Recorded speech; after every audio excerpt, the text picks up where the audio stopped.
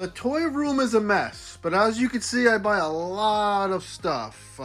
Motu, NECA, McFarlane, and I kind of want to do a different top figures of the year. And I'm going to start it off with my top 10 figures that I don't think will be on anyone else's list. And we're going to start that now on Toy Gains. Hey! Oh! Toy Gains!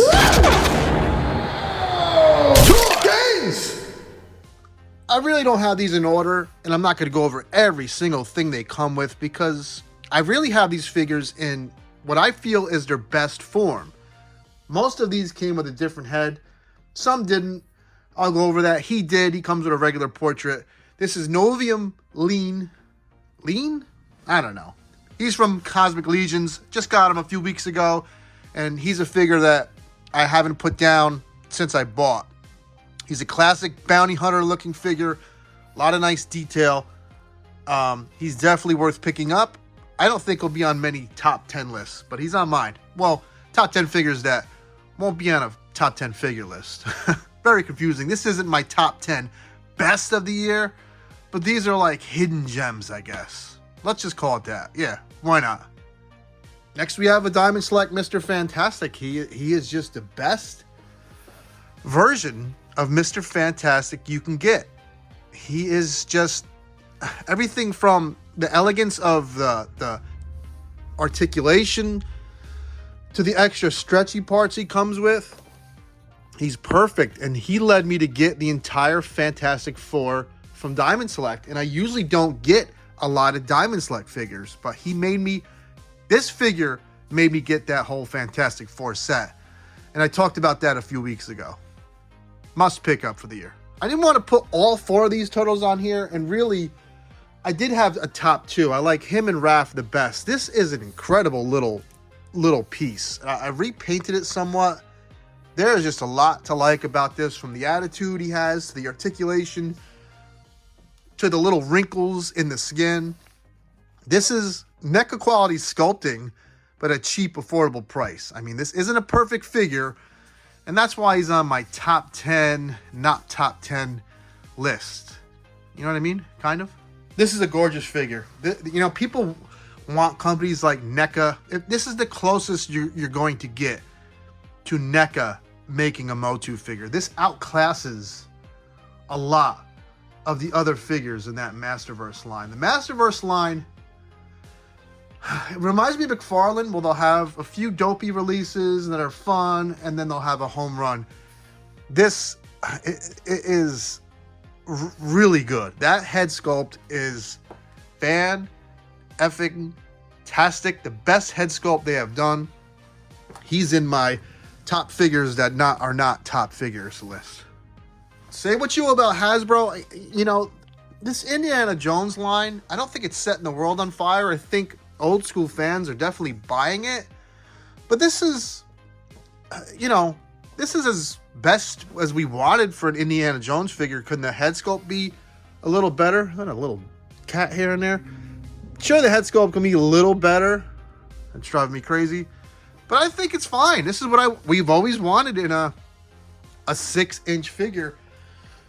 What's weird about Hasbro, though, is, like, I know a lot of people say, oh, I don't like McFarlane because they're 7-inch.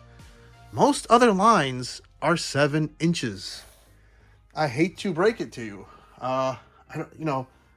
Here's a NECA figure. You know, this is a movie character. He should stand out on your shelf. He's kind of dwarfed by other characters. But regardless of that rant about 6-inch, 7-inch, that's a rant I usually have with my wife. It's a nice little figure, and he's on my top 10, not top 10 list of the year. Sometimes you have to own a figure just because it's fun and cheap, and the next two are just that. This little robot from 67 Batman is so damn cool. He can almost just be like a something like to run around with a Ninja Turtle, or to be Batman's like buddy. He has articulation. The 66 line has a limited articulation, but it does the job. You know, it would be better if It had better articulation, yes, but that's why it's not in my top 10. It's my almost top 10 list.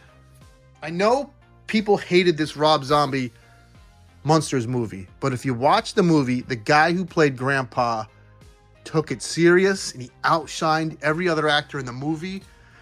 And this figure is too damn good to be for a movie that no one likes.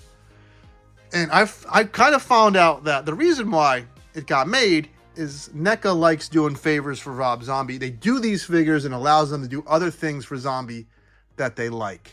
And that's just a little trade secret that I found out. But this, from the head sculpt to the cane, to the skull and the cane, the cloth good cape, has me running out of breath. This is a terrific figure.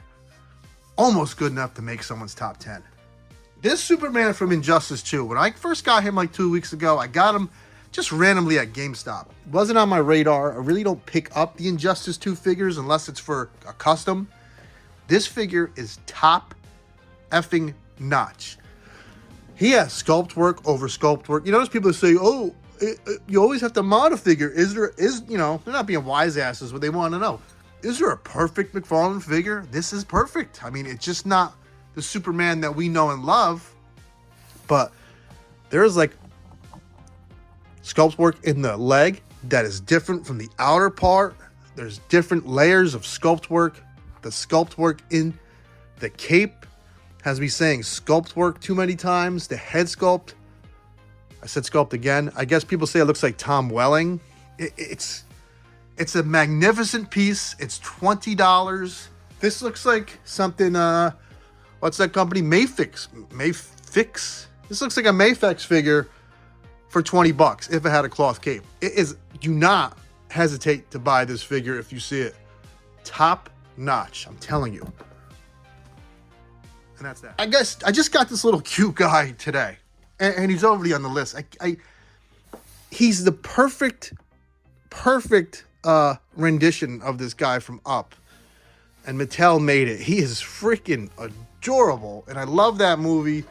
Almost want to put him with like the balloons from with Pennywise or something.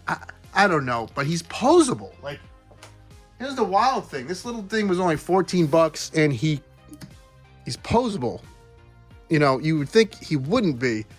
This guy is perfect. It's a perfect little toy to just have on your desk at work. Or I don't know, somewhere in your house, just chilling, hide them all over the house, drive your wife crazy. I love this little old dude. Old little dude. Jesus. I'm so hopped up. Mondays, for some reason, I get hopped up because I'm overtired from waking up at 4 for work. He's on the list. And my last one is a sleeper. This is Captain Marvel. This is the black chick version of Captain Marvel that debuted in like 1984. And this figure is gorgeous. The fro, it's probably a reuse of another female, but I don't give a crap about that stuff.